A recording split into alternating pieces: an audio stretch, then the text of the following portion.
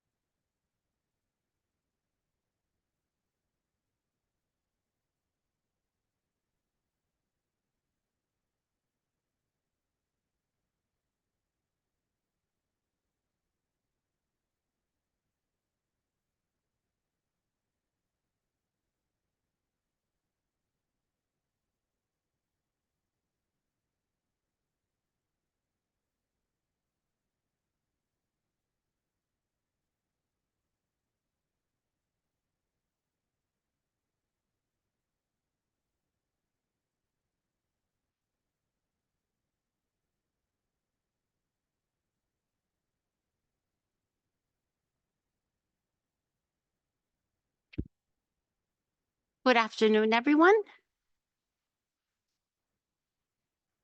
Ladies and gentlemen, thank you so much for joining us. So when the General Agreement on Trade and Services was concluded 30 years ago, Peter Sutherland, the last Director General of the GATT and first of the WTO, said that the conclusion of the GATS changes the definition of international trade as we have known it. 30 years later, with different modes of service trade growing and evolving, digital trade booming, and frontier technologies such as AI on the rise, we see how true his words really were. My name is Johanna Hill, and I am one of 4 Deputy Director Generals, in this case in charge, among other things, of trade and services. And I'm so very pleased to welcome you to this session on charting the future of trade and services, GATS at 30 in focus. So before the GATS came into effect in the year 1995, the idea of trade and services was still relatively unfamiliar. Services were traditionally seen as something that required simultaneous production and consumption, like visiting an accountant's office to receive tax advice. This was quite different from goods, which dominated during the GATT era. Goods could be bought, they could be stored, and then they could be shipped. So there was no need for both consumer and supplier to be in the same place at the same time. But in the case of services, it became a challenge. The implementation of GATS fundamentally shifted this perception. It represented a significant leap into a new era, facilitated by an innovative framework. And it is this framework which enabled the cross-border movement of suppliers, consumers, and services, and redefined what it means to supply a service, encompassing everything from production and distribution to marketing, to sales, and to delivery. And as a result, since 1995, services trade has grown exponentially. And I don't get tired of saying it. Commercial services trade grew 5-fold since 1995, reaching US $6.8 trillion in the year 2022. This is an annual average growth of 6.8%, which outpaced the growth of goods trade of 5.5%. If we add trade through commercial presence, this value grows to 17.4 trillion and accounts for more than 40% of overall trade, goods and services combined. So over the past 30 years, not only has the volume of services trade increased, but the methods of delivering services have also evolved. This growth and transformation have been driven largely by the digital technologies, which facilitate the storage, transmission, and interaction of services. Today, services trade offers a pathway to sustainable and inclusive economic growth. With services now representing the fastest growing sector of the global economy, many countries are working to integrate services into their trade strategies and national development plans. However, the multilateral governance of services trade has not kept pace with these advancements, particularly at the level of the World Trade Organization. So that brings us to our session today. Today, we'll try to explore the roots of this situation and chart possible ways forward. We will first take stock of the key changes in trends that have taken place in services trade since the entry into force of the GATS. Secondly, we will discuss what issues should form part of the WTO services agenda and what extent the GATS provides a suitable framework to address them. And finally, we want to hear from our experts how we can move forward towards active engagement on such an agenda so as to arrive at meaningful outcomes at the WTO. And to help me with this, I have 4 excellent speakers with us today. To my right, I have Dr. Gabriel Gary. Gabriel is an advisor lawyer working for the UK Government Legal Department on Trade in Services Matters. And in his prior role as an academic, he has published extensively, including in the area of trade and services. He recently released a monograph on Rules for Trade and Services 2.0, adapting the GATS to a changing trade landscape. Perfectly on point for today's session. And as you can see, this is an example that we have at the WTO library. And then to my left, we have with us Her Excellency, Ms. Winky So, Permanent Representative of Hong Kong, China to the WTO. Throughout her career, Winky has worked on WTO and trade in services issues, which she oversaw, and Hong Kong, China's participation in multilateral and regional trade fora. Not only the WTO, but APEC, and she was Hong Kong, China's chief negotiator of the free trade agreement negotiations with ASEAN, Australia, and Georgia. Also on this panel is the excellent Mr. Hamid Manu. Hamid does not need an introduction to the services trade community. Nevertheless, I'd like to point out that he is currently senior counsel at King & Spalding and a visiting professor at Queen Mary University of London. And he has had a very long and distinguished career here at the WTO, working on trade and services. He was director of the Division of Trade and Services and Investment from the year 2001 to 2017. And on behalf of the Secretariat, we have Mr. Marcus Gelito, counselor in the Trade and Services and Investment Division. Marcus has more than 20 years of experience in the fields of trade and services and has held various functions at the WTO, most recently assisting in negotiations of services domestic regulation. So we will try to have this more as a conversation, not just with experts, but with everyone that's assisted here today. I have to point out to those that are viewing us online, we have a full house today, so I really want to thank you. We will try to ask the public to intervene after maybe the first round of questions, give them a chance to ask one or two, and then we can continue. So then let me start with Marcus. I'd like to ask you, Marcus, if you could please set the scene for our discussion. You've been doing some research, I think, to mark the 30th anniversary of the GATS. And so maybe you can give us a little bit of context. Thank you, Johanna. And good afternoon to everyone. Yes, it's not me who's doing research, it's the whole Trade and Services and Investment Division that is doing a little bit of research on taking the anniversary of the GATS as an occasion to look back at the developments and trends in services trade and in services regulation over the last 30 years. And some of them have taken some time out from the research to join us here in the room, and I'm grateful for that. So many of the points that I will mention today will be addressed in more detail and backed up by more evidence in a slim publication that we are aiming to release early next year.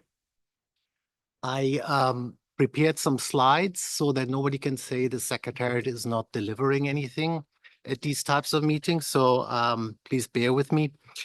So in order to answer your short question on the services landscape, let me start with trade.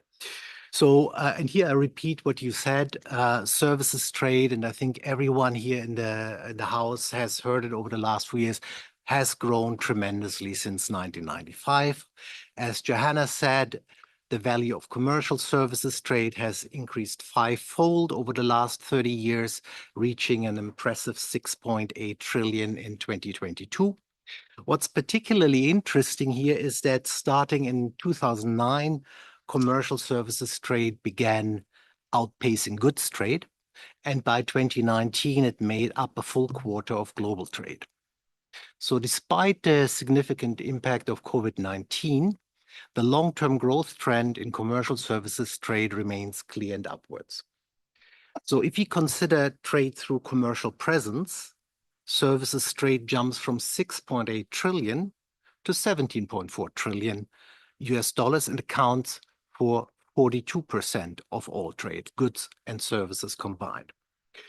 Developed economies account for about 72% of this trade, although their share has been decreasing over time. At the same time, the importance of developing economies in global services trade has grown progressively. However, this participation is not uniformly distributed across developing economies. In fact, the majority of this growth is concentrated in just 5 economies: China, Singapore, India, Korea, and Hong Kong, China. These economies are the primary drivers of export growth for developing economies, and collectively they account for more than 60% of developing economies' services exports. Looking at the overall global services trade landscape, one of the most remarkable trends is the rapid expansion of digitally delivered services. Since 2005, their value has increased nearly fourfold, growing at an average annual rate of 8.2%. To put that into perspective, this growth rate far surpasses the growth of goods export at 6% and other services exports at 5.5%. And what you can see on the slide is that since about 2015, this growth has really surged, and that between 2019 and 2023, the average growth of digitally delivered services more than doubled, jumping from 15.1% in that period, in the period from 2015 to 2019, to 33.8% during 2019 to 2023. So while services trade has grown significantly, services trade restrictions have receded just as significantly over the last 30 years. On the whole, we can observe a marked decrease in restrictiveness of applied regulatory policies across sectors and economies compared to the commitments made under the GATS. So this chart here contrasts the restrictiveness of GATS bindings with the restrictiveness of applied regulatory policies for 92 economies. Note that the chart, of course, grossly oversimplifies a very complex picture with important differences across individual members, sectors, modes, and types of measures. It is also a bit dated, as you can see, because it comes from 2009. Let me just say that our own research that we are conducting points to a further but less pronounced reduction in restrictiveness between 2009 and today. So overall, the gap between bound and applied regimes has grown further than indicated on this slide. We hope to provide a more nuanced and detailed picture on this aspect in our GATS at 30 publication. Now, some of this reduced restrictiveness of services regimes has been captured in preferential bilateral and regional arrangements.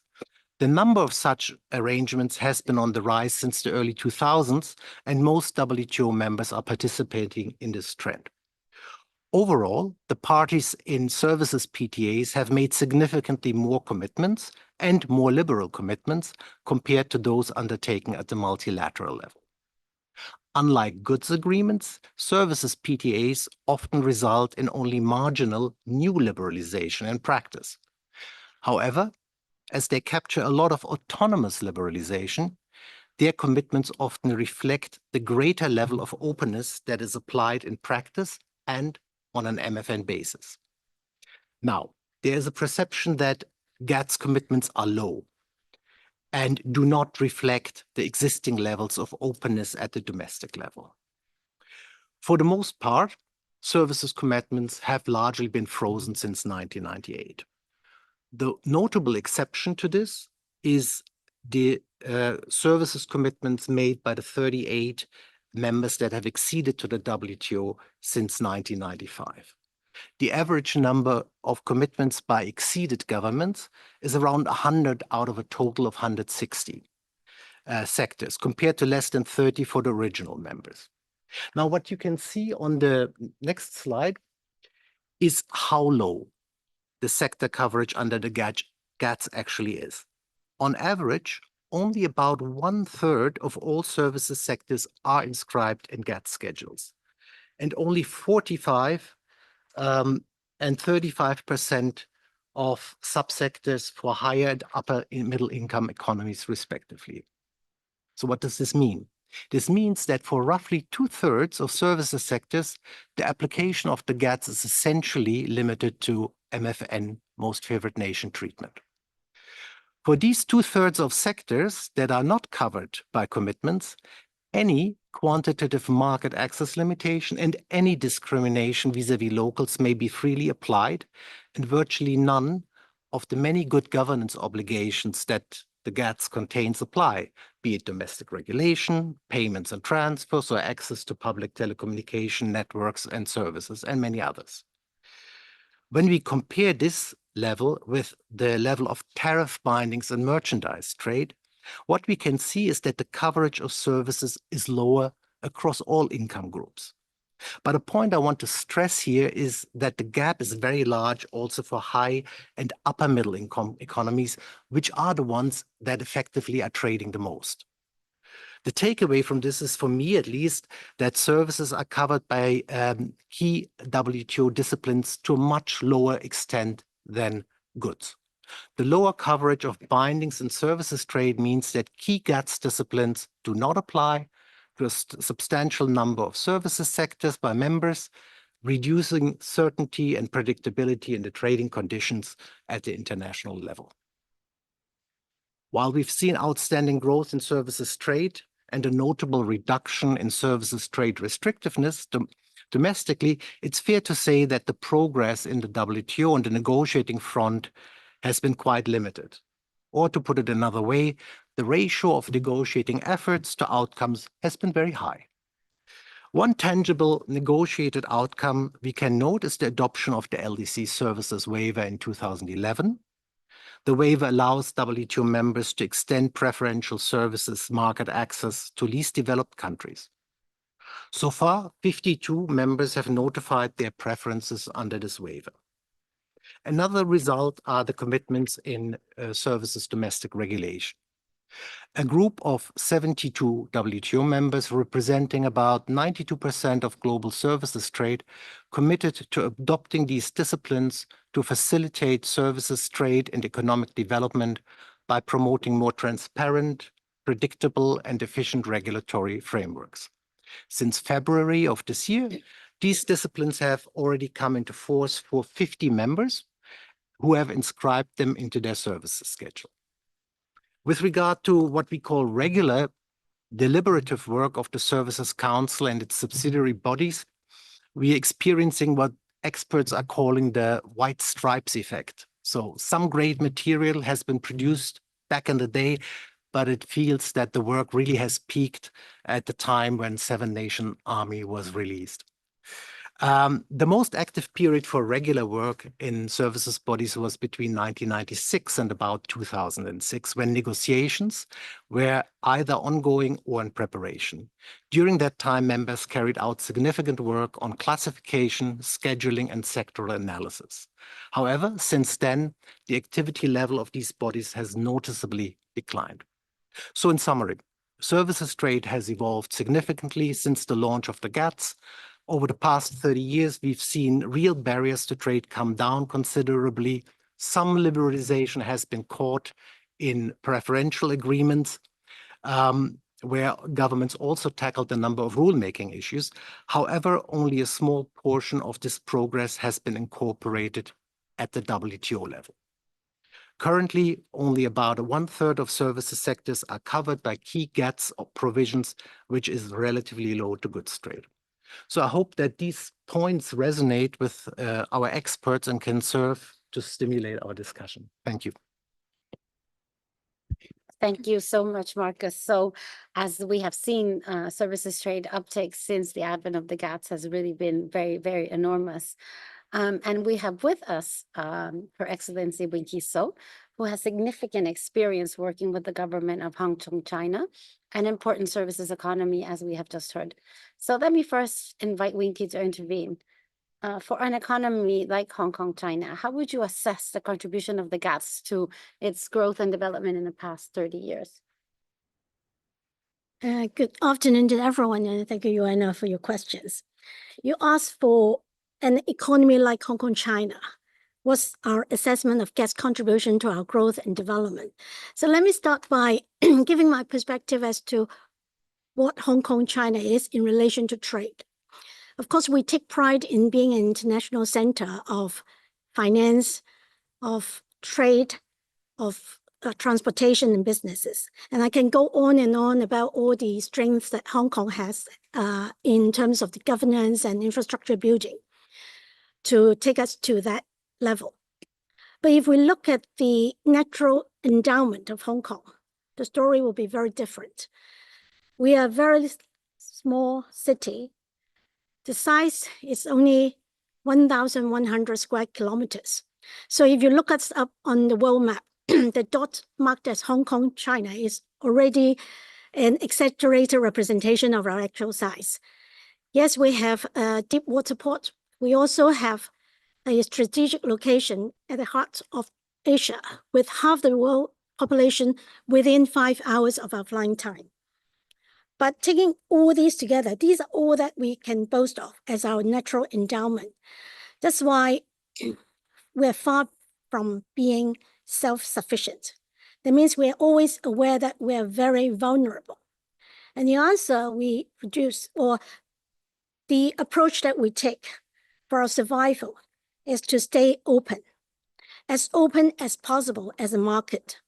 And also, that's the reason why we attach importance to a rule-based multilateral trading system. The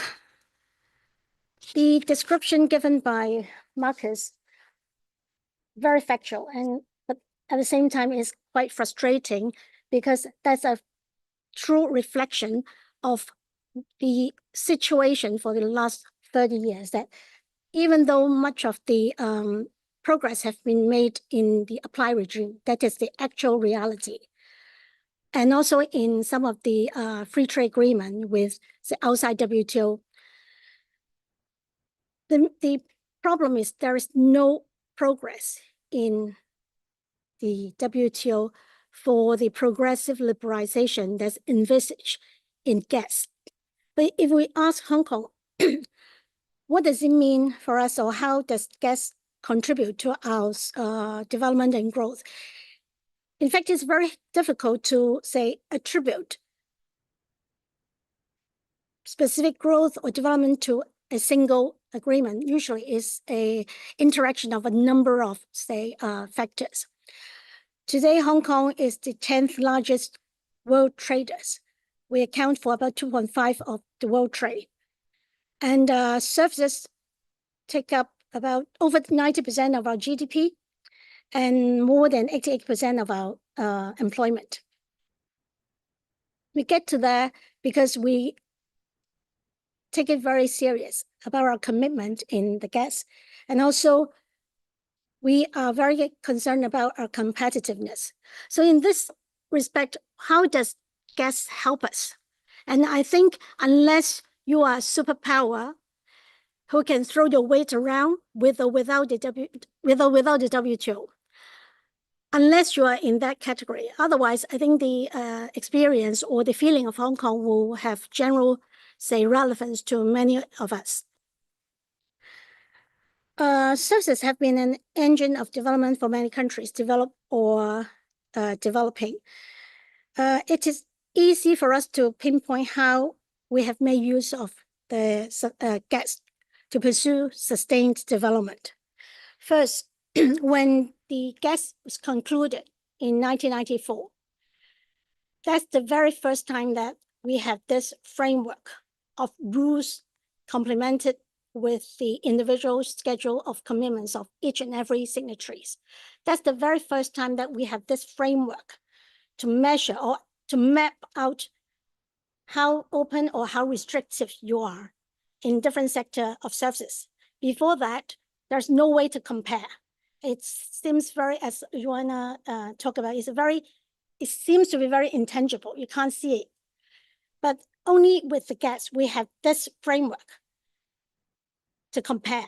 So during the negotiation, that's the first dimension, how it helps Hong Kong, because when you have to put your chips on the table, you have to assess your apply regime and to what extent you can make the commitment. Because at that time, the idea is to have progressive liberalization afterwards. So it's natural that you will not put all the chips in the first rounds. Unfortunately, we do not have the progressive liberalization through successive negotiation within the WTO, but that explains why there will be a little gap between the apply regime and what we have put in the GATS schedule. But at least that process would help us to say, go through all our sectors and look at the extent to which we can make liberalization in the negotiation. The GATS is designed to ensure that the rules part of it is there to ensure that laws and regulations are transparent and fair. So before we have the GATS, there is no such requirement. So that's already a very important contribution to any economies, be it developing or developed. For small economy, of course, it's even more important. For example, we take the Article 3. You will, as a signatories, you will have this obligation to notify the WTO of any measures that's pertaining to the operation of GATS. So for small economies like Hong Kong, we will not have representative office everywhere. So that's a way for us to keep track of what's happening around the world, whether we can say, at least in apply regime, whether we should say step up to improve our competitiveness. And then the second dimension is that throughout the years, even though we do not have a negotiation here, or maybe because we cannot have successful negotiation here, those free trade agreement outside of WTO or the plurilateral discussion actually is born out of frustrations of what we cannot do here. But with every of those negotiations, we always go back to the GATS commitment as the starting point to study your counterparts' commitment vis-a-vis their applied regime, as well as your interest in what they may be able to offer that's of interest to you. So they are of very practical use. And then for us, I think it's useful, it's as good as you are going to stay faithful to your commitment. I trust with, like many of us, whenever there is the idea of the request for new measures that will affect trade, for us, the internal procedure will always ask this question: does it conform with our international obligations? So that's the point where it helps us, because, you know, every now and then there will be a pressure because of political exigency to do something innovative. But that may depart from our, say, policy to stay open as a market, as open as possible. So these international obligations, actually, the binding of these obligations help us. I think it also helped many of us if you are true to your commitment. That's why I say, if you are not a superpower who can throw your weight around, then adherence to the GATS and keep up the WTO is very, very important. What we fail to say, the benefits we cannot reap from GATS is, of course, the undertaking of having progressive liberalization for, say, to have successive negotiation for progressive liberalization that we have not been able to do within the WTO. And whenever people complain about fragmentation of the system, actually they are one of us or many of us. So it's our responsibility to make sure that WTO stay relevant and responsive. So that's all I would like to say for the time being. Thank you. Thank you. Thank you so much, Winky. Let me turn to Hamid now and say, well, as Marcos and Winky have said, there haven't been any significant negotiations in the services area in recent years. And so one could ask, could it be that GATS doesn't fit into the new reality of services trade? Or, take an issue that we talk about a lot here in the House, digital trade.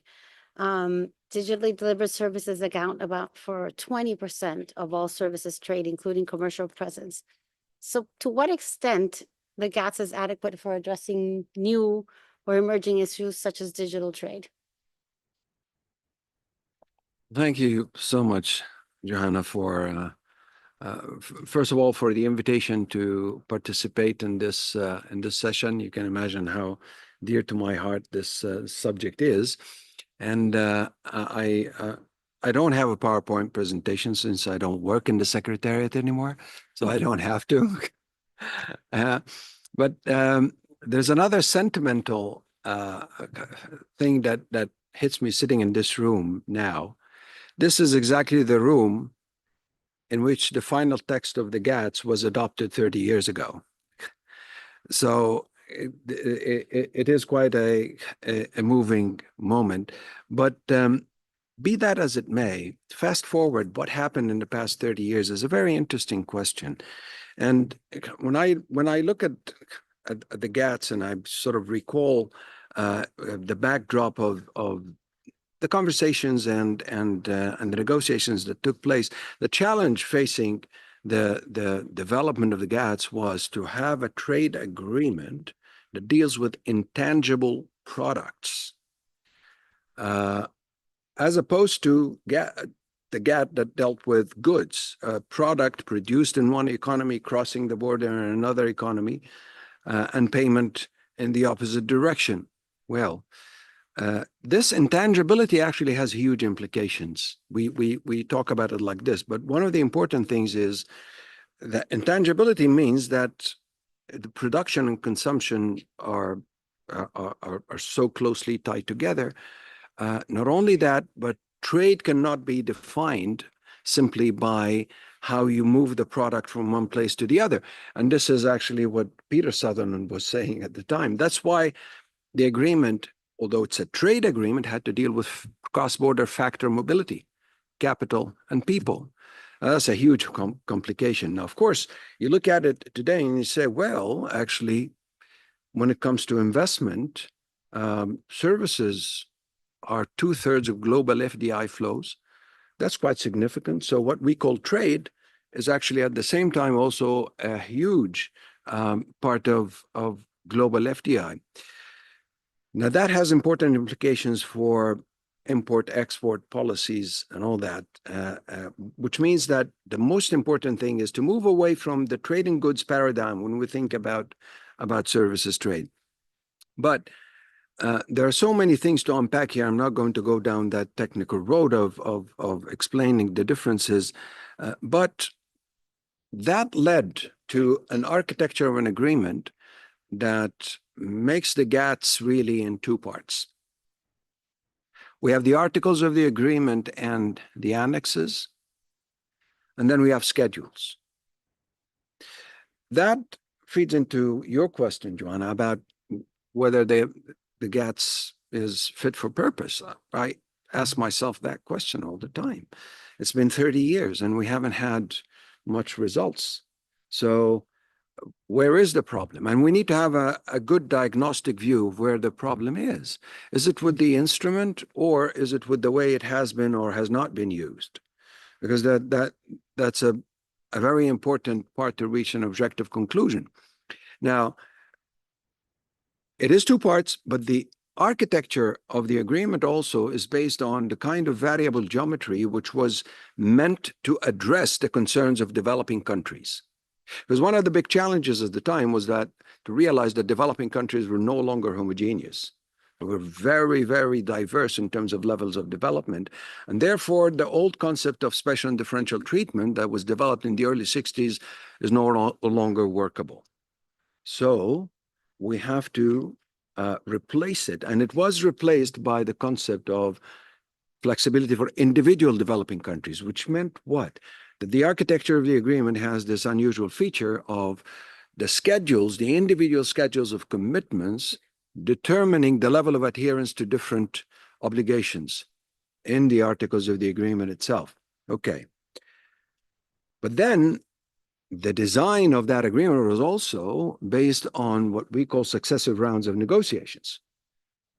The first in 5 years and periodically thereafter. So we started the first round in 2000, and we're still there. We haven't finished one single round of negotiations, right? Now that was supposed to feed into the second part of the GATS, which is the schedules, right? Now that hasn't happened. But that's not the end of the story. The schedules actually are not just about trade restrictions. You know, we're used to that. Schedules are about trade restrictions. Now, the situation is a bit more complicated because it's not just about restrictions, it's also about regulatory principles. Restrictions are legally defined in the articles of the agreement, market access and national treatment. It's like in goods, restrictions are defined, tariffs and quotas, non-tariff barriers. But then the regulatory universe, which is vast when it comes to services, and you mentioned digital trade, come to that in a minute. That's why in a GATS schedule, you have the commitments on market access, commitments on national treatment, but then you have this invention, which is additional commitments. If you look at the article in the GATS, there are no specific obligations there. It's just a legal framework that says, as we go forward, members should negotiate disciplines on regulatory principles as they deem appropriate on anything except market access and national treatment. Now, during that time, the future was so unpredictable, right? Actually, the only predictable thing during that time was unpredictability itself.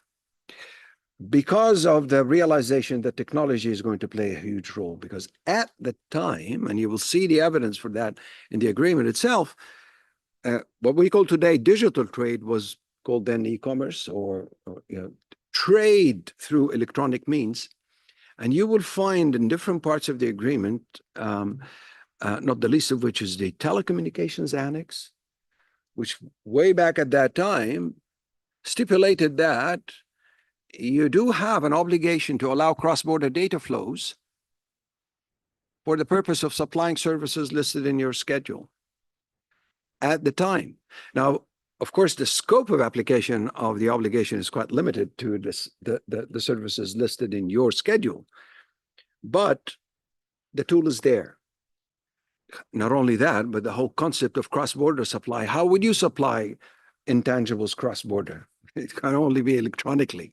So the basic tools are there, and the idea was to, as we go forward through successive rounds of negotiations, not only that members would continue to expand and deepen their commitments on market access and national treatment, but negotiate disciplines on regulatory principles. A good example of those disciplines is what you find in the reference paper on telecommunications on regulatory principles, which contained some competition policy provisions, provisions on the establishment of an independent regulator, interconnection rules, and so forth.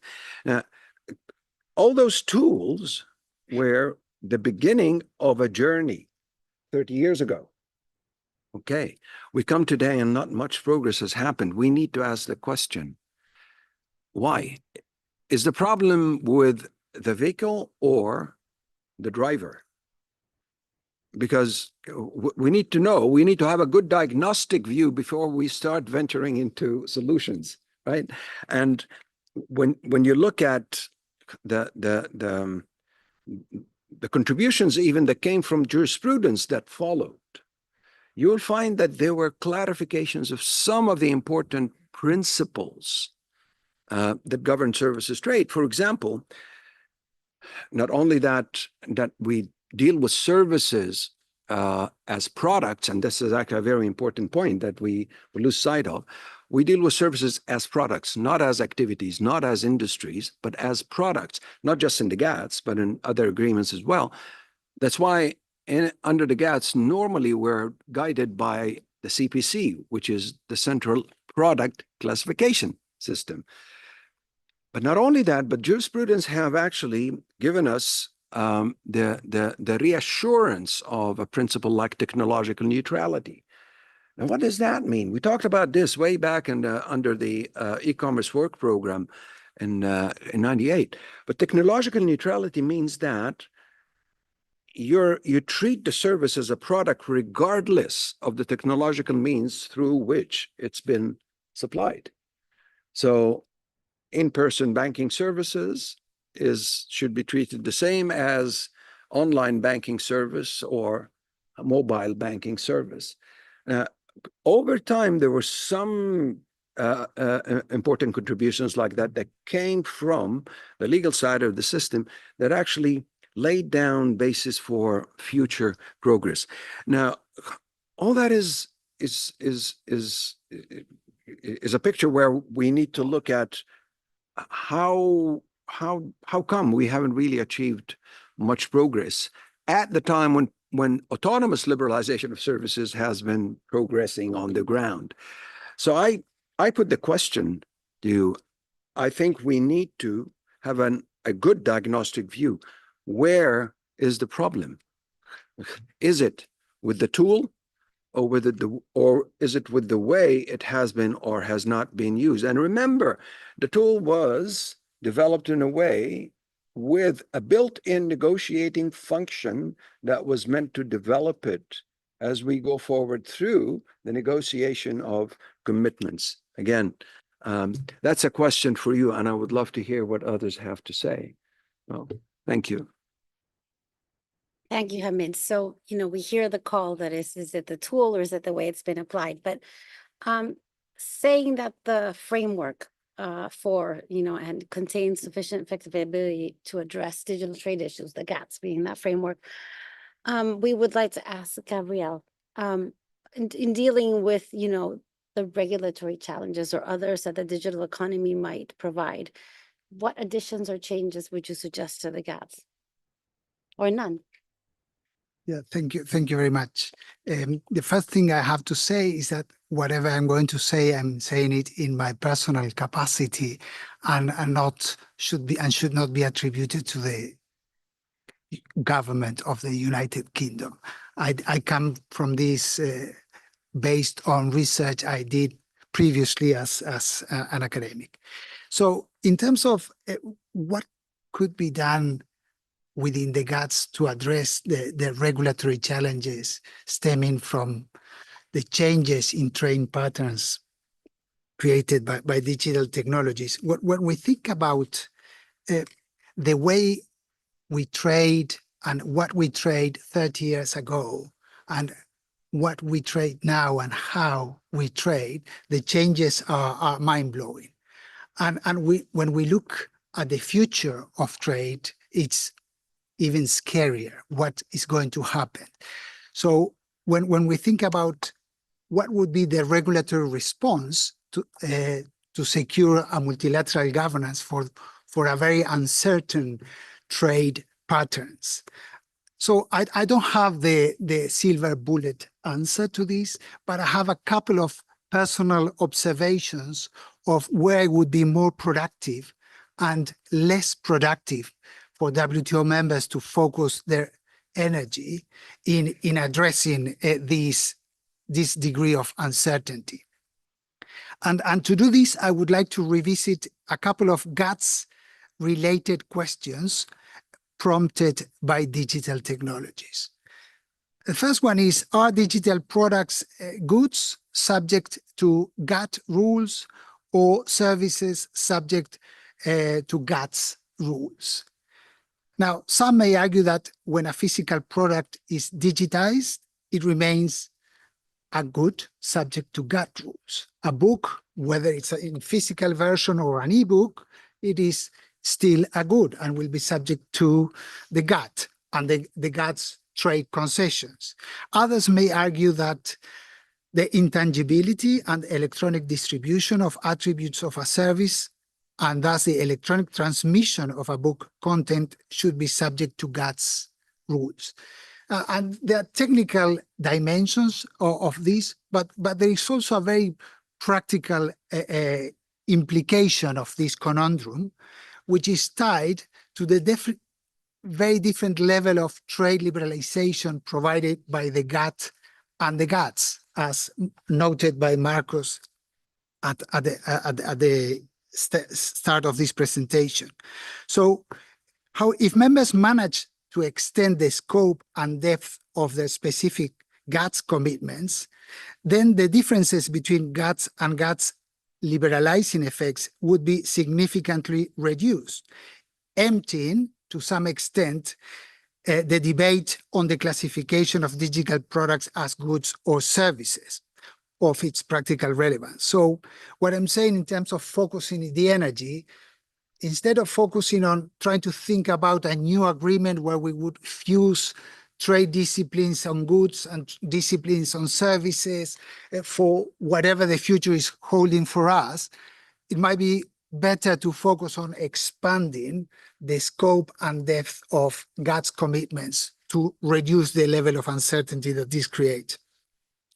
Similar comments could be made, for example, to the classification of applications such as Airbnb, Uber, cloud computing, search engines, which are not mentioned by the classification system used by members to record their specific commitments. Are these new services or are just new business models facilitated by digital platforms that combine several services already covered by the classification system? And again, this prompts a whole range of difficult technical discussions, but I think that expanding members' commitments in sectors that are key enablers of the electronic supply of services, and in sectors such as audiovisual services, which has been revamped by the digital technology revolution, would also contribute to reduce the level of uncertainty. And it's also worth remembering that the classification system itself is not part of the agreement. So that there's no problem for members to negotiate specific classification systems for specific sectors, as it has already been done in the past. Similar arguments could be made by the question prompted by whether the supply, the delivery of electronic services delivered electronically should be classified under mode 1 or mode 2. Are they services delivered from the territory of one member into the territory of another member, or in the territory of one member to the service consumer of any other member? There are technical discussions as well, but again, and there are proposals, why don't we redefine the modes of supply and we merge mode 1 and 2 in a new mode of supply? But I think negotiating and expanding commitments to reduce the asymmetry in terms of the numbers of commitments in mode 1 and mode 2 could reduce the level of uncertainty created by this. So to sum up, I don't see major gaps between existing GATS disciplines and the digital trade in terms of the capacity of the agreement itself to deliver in this new context. But I think the commitments are a bit outdated, and that's where we can make sure that in this new trade landscape, the GATS remain capable of delivering transparency, non-discrimination, and market access. Thank you. Thank you so much, Gabriel. So now I'm going to turn to our audience, our participants, to see if there are a couple that might have a quick comment or question. I'll take 2 or 3, and then let our panelists give a quick answer themselves, and then have a last round of questions. Yes, Pierre, please.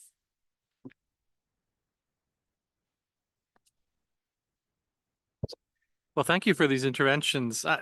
It was more backward looking than forward looking for the most part, I felt. And so the title was The Future, but we mostly looked at the past. I was really struck by Hamid's question, the driver or the tool itself? It's got to be both, no? Why is there no appetite for liberalizing trade and services? Why is liberalization a dirty word? Market access. Can't pronounce those words anymore. What lies behind that aversion to market opening, which is a core function of this organization? And this is the biggest weakness of the GATS, the paucity of meaningful commitments multilaterally. And I'd like to hear the views of the panel on why this is. Is it because unilateral liberalization is doing the job and it's not being reversed? We have very little evidence of far-reaching policy reversal in services. The only area where we have policy reversal is in digital, but there are no multilateral rules on disciplines, on digital, n'en déplaise à Hamid.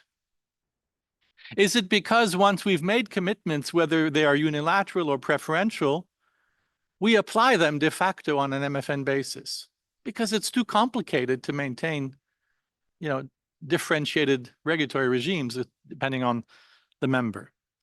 So that's one question. And that's a question for members. Why is there no appetite? Why couldn't we at MC14 say, without engaging in any new liberalization, simply embed in our GATS schedules our best PTA commitments? Why is that not possible? We've done that in preferential agreements. We are applying these commitments on an MFN basis in reality. Can we not embed them? Do we not believe in the attributes of multilateralism, transparency, security of access, predictability? So that's for members. On the tool, I think, we have a problem here. More than half of the world's PTAs reject the GATS as an architecture, have moved to a different approach, focused on negative listing, on not being obsessed with modal differences, embedding far-reaching comprehensive investment disciplines that do not operate a distinction between goods and services. So if you look at where the trend is in preferential agreements, the GATS seems a bit out of date. And it's out of date because when we were negotiating it, and I was in the room, so was Hamid, he had less gray hair, I had less hair. I had more hair, sorry. But when we're in the room, not only developing countries were worried about where this was going, OECD countries were unsure where this was going. A lot of OECD countries were quite nervous about this, especially in the EU. And so we devised collectively an agreement that was the most flexible of all multilateral instruments. And that's a very attractive attribute from a development perspective, I would say. In that same Yoga round, we negotiated an agreement on intellectual property that was quite different in terms of the asymmetries embedded in it. So political economy played out very, very clearly. So my question on the tool is, why is the preference of countries engaging in preferential negotiation moving away from the GATS, and what can be done about that in terms of the architecture of the multilateral disciplines? Thank you, Pierre. I'll take two more. And actually, after this round of questions, we were going to go to the second part of the program, which is looking at the future. So yes, that's definitely where this panel is heading. Please go ahead. Thank you very much. I'm Preetam Banerjee from Center for WTO Studies. And I have a question for Gabriel and Hamid on the point on technology neutrality point that you made. So cannot some countries now argue that given the change in technology and the fact that digital delivery of services is possible that was not before possible, that the character of the service has entirely changed?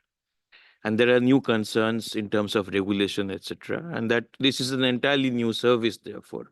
So what we committed all those years ago does not hold true. And many of those services are fundamentally different in character because those were not considered at that point in time when you combine them with technology. So when the mode 1 commitments, if they had been made at that point in time, do not apply to the new digital delivery mode that is being looked at, because the mode 1 at that time was something else that was in mind. So to what extent can we just accept the technology neutrality argument, and will not member states push back, given that we have fundamentally changed the character of what these services are when we combine it with digital delivery? Yes, over there. Thank you very much. My name is Hannes Schlömann. I'm from WTI Advisors. Two very quick questions, and probably they go to the second part of the session. First one is, Hamid, you rightly pointed out that we are treating services as products, and that is often very problematic. We need to treat services as processes or activities or something else. And that question itself is a reflection of how the GATS came into being as a sort of a retrofit of the GATT onto something that was important, and we needed to have some responses, I guess. And as Pierre just said, not being obsessed with modal differences, I would expand this, I guess, is in the same spirit to not being obsessed with classifications, ideally, and perhaps not even being obsessed with the way we do things, which is to sort of negotiate painfully over decades commitments that are outdated at the time when we come to them, but we need to find something that is in itself has a built-in dynamics that doesn't require people to sit in big room Ws or even bigger room CRs and stay there forever in order to do something obsolete. That we just need to find ways to react. And I was wondering whether we had creative ideas on that. I have a few, but that's not the place here. Okay, so then we have around 17 minutes to finish off. So I'm going to combine the questions from the audience with a couple of more that I had that were the forward-looking ones, and then give each speaker a chance to address them. So we talked about digital trade, but that's not the only aspect in services that's important. There are other services sectors that are really important to address global challenges or other, development questions. So, for those kinds of issues, where do you think the GATS needs to look at? Where, what kind of outcome do we need at the WTO? And in general, to all of you, how do you think we can move forward and make progress in the services agenda in the WTO, taking, into consideration the MC14 Abu Dhabi Agreement of Ministers to reinvigorate the work on trade and services, including through further thematic evidence-based discussions. So here, I'll start with Gabriel.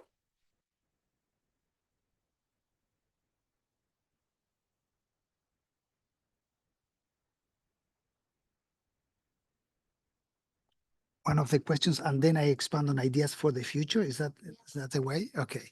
So on the issue of technological neutrality, I mean, I do understand. I started my presentation saying how mind-blowing has been the scale of change on trade patterns over the last 30 years. There's no doubt about that. However, the fact that, on the other hand, we have an agreement that does not refer to the means to supply trading services. I think it is drafted in technological neutral terms. If you look at the definition of trading services or services or the mode of supply, there's nowhere a reference to the means used to deliver the service.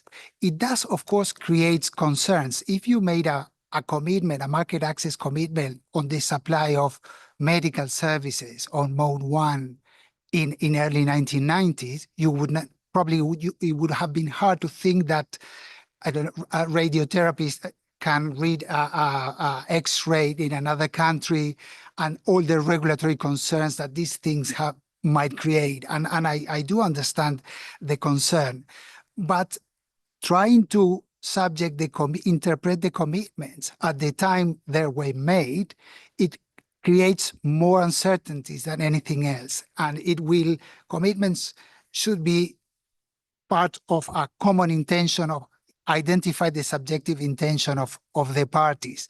And it will be difficult. There are flexibilities in the agreement, such as the modification of schedules, and whatever that needs to be renegotiated could be renegotiated to adjust this massive change. I do understand the concern, but rejecting out the principle of technological neutrality can freeze the agreement into a single point of time and become a disservice for the governance of trading services, which is constantly changing. But can I say then a few words in terms of the future? I talk a lot about negotiations and the importance of updating the schedule of commitments to make sure that these disciplines can have full power in the trading landscapes. But there are other ways to make the most of the agreement inherent flexibility, the flexibility that the agreement offers to members to accommodate their rights and obligations to changing circumstances. And out of the three main functions of the WTO negotiations, dispute resolution, I would like to say a few words about the deliberative function. So I think it was Pascal Lamy that said this is the missing middle. Everything that is done in the WTO that is not negotiation or litigation. And I think there's a huge potential there. Like, of course, the caretaking responsibilities of a multilateral agreement, to ensure the ongoing administration of the agreement, the ongoing performance of its obligations. But there is also an opportunity to discuss in a non-negotiation, non-adversarial setting the challenges that the future and the technology throws into us. And my humble review of how this function has been used to address specific challenges to trading services, I think there are more opportunities to expand on this. And I'm thinking about, for example, the challenge of the rise of preferential trade agreements and the GATS, and how liberalization at the regional level and the multilateral level reconcile. So far, this has been approached on a one-to-one basis, looking at the tree, so at the consistency of every single agreement with GATS Article 5. I wonder whether a more open, non-adversarial discussion of how these trends of regional and multilateral trends interact between each other and how can they be reconciled. But these discussions that also could be done in digital trade, it could be done in other areas, are somehow restricted for what I would say dispute settlement awareness. And this is by reading the minutes of the meetings of the WTO. Sometimes the opportunity for an open discussion is restrained by the fear that what is said can later be used in a litigation context. So I wonder whether one possibility to unleash the potential of the deliberative function is to find better ways to watertight deliberations from litigation. I know the Declaration on the Transparency of Preferential Trade Agreements has a paragraph that says the reports of the WTO cannot be used in the dispute settlement, but perhaps there are other means where this could be expanded so as to open the door for this, more deliberation. And the other one, and I finish, the other opportunity for more deliberation is on the cooperation for external governmental and non-governmental organizations. This idea that the GATS, or that a state-made treaty, or a treaty made by state and governed by state, can be the solution to all the problems for the governance of trading services, is a little bit dated. I think the governance of trading services also coexist treaty rules with more informal regulatory outputs of international standard setters, stricto sensu, but also those who produce standards on regulations and so forth. I think there's more opportunity to interact, to deliberate, to exchange, but there is this fear of being changed from outside. And I think, again, we should question the idea that the governance of trading services can be made just by states through treaty rules. So I keep it short, just in case I have opportunity for questions. That's it. Hamid, would you give Thank you so much. I know we're running out of time, so I'll be very specific and pointed. Now, the point raised by Pierre, I see the frustration, but what I would actually point out here is that RTAs, comparison with RTAs, sometimes could be misleading because RTAs have to be different.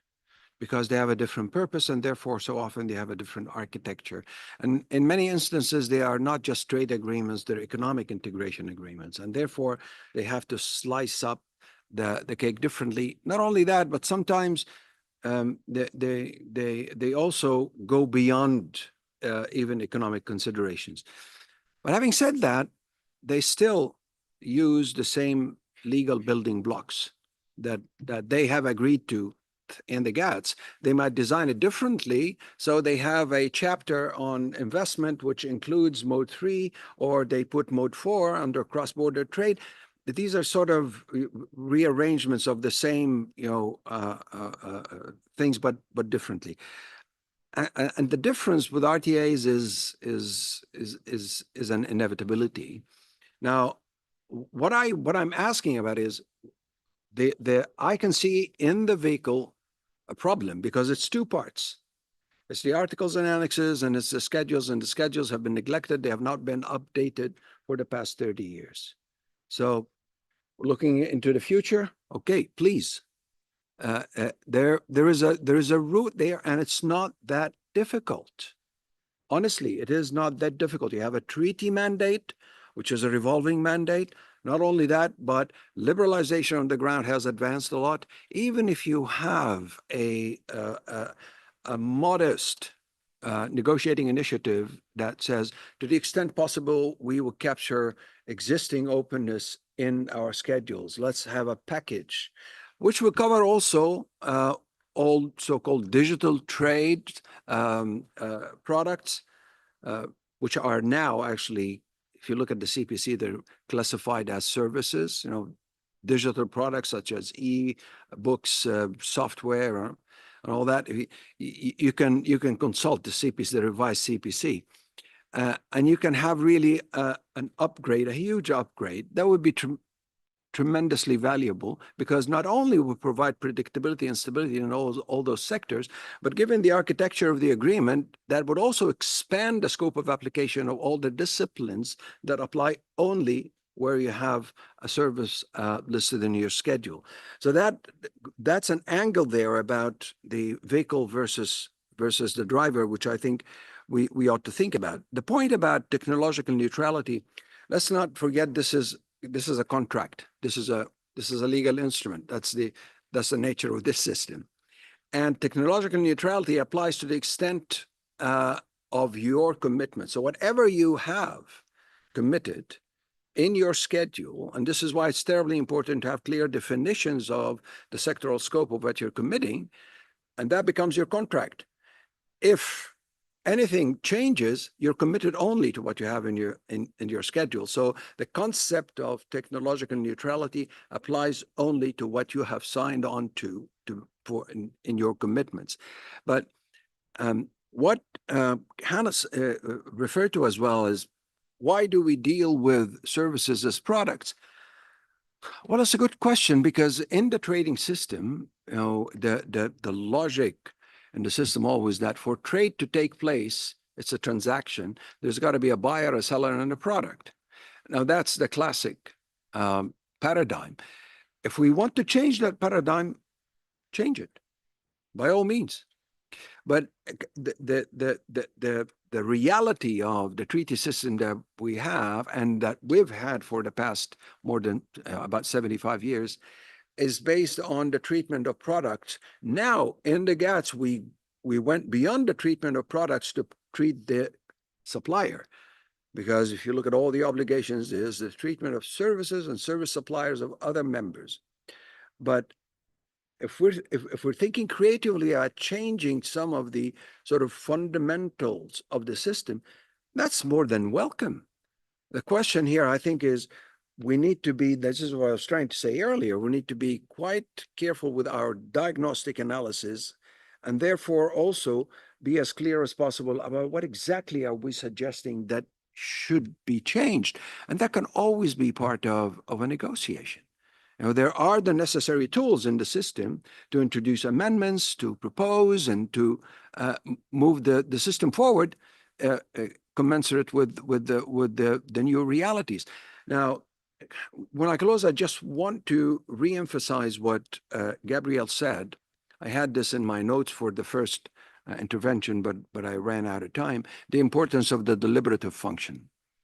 You know, this system was created with the three vital functions, as Gabriel said, but there's also an interconnectedness between the three functions, because the deliberative function, which worked very well in the beginning until it didn't, was the place where we would have discussions like this in the councils and committees. And it's those discussions that would lead to informed understandings that would lead to, ideally, informed negotiating agendas. And we're touching here on the functioning of the system more broadly. So having the ability to negotiate and understand and have creative thinking needs to be recreated as well.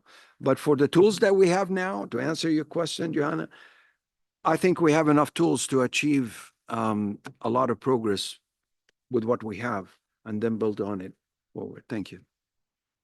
And it is a bit of an interesting paradox, isn't it? When we started out saying what has happened to services in the last 30 years, and we keep on repeating is the fastest growing component of world trade and digitally delivered services. But then at the same time, we're questioning if the architecture is fit for purpose. So it's quite an interesting paradox. So Winky, if you can go ahead and give your thoughts, and then we'll let Marcus turn in. I'll be very brief. I think the discussion just now point to the fact that actually, I personally do not consider it's the problem with the tools, because even in the RTA or FTA that we negotiate, the very fundamental, the classification, the schedule, basically it's the same thing. It's just that maybe you go for the positive listing or negative listing. It's like a mirror image. And of course, there will be new rules that will be reflected in your commitment. That is, but it's not for me, I would say, it's not a problem with the structure, the architecture. Because if that's the case, then I think the thing is now it's difficult to get people to go to the negotiating table. We have not even get to the point of what's the problem? Why are you not coming? People are very busy negotiating outside. It's not that they found they have problem with the architecture or they have problem with the rules itself. When Hamid, I know it's a very, say, relevant suggestion. That is let's look at the classification again to see whether there are, for example, new categories of services that is not, say, adequately presented or captured in the schedules.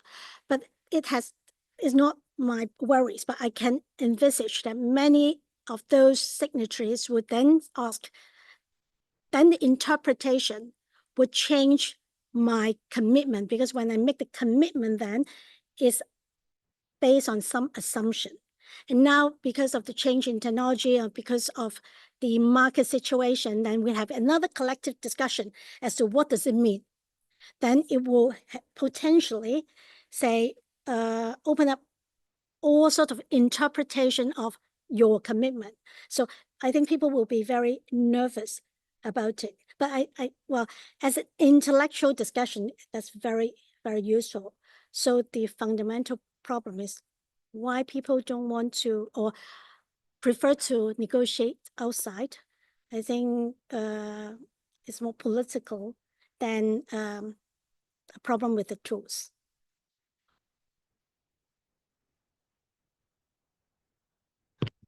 Yeah, thanks. So I won't comment on any of the substance really by the experts, but just an observation that because we've talked about how difficult progress has been, and I've been working in the WTO for a long time and observed many negotiations, and I have to say the negotiations on market access in the early 2000s, they were not easy by any stretch of the imagination.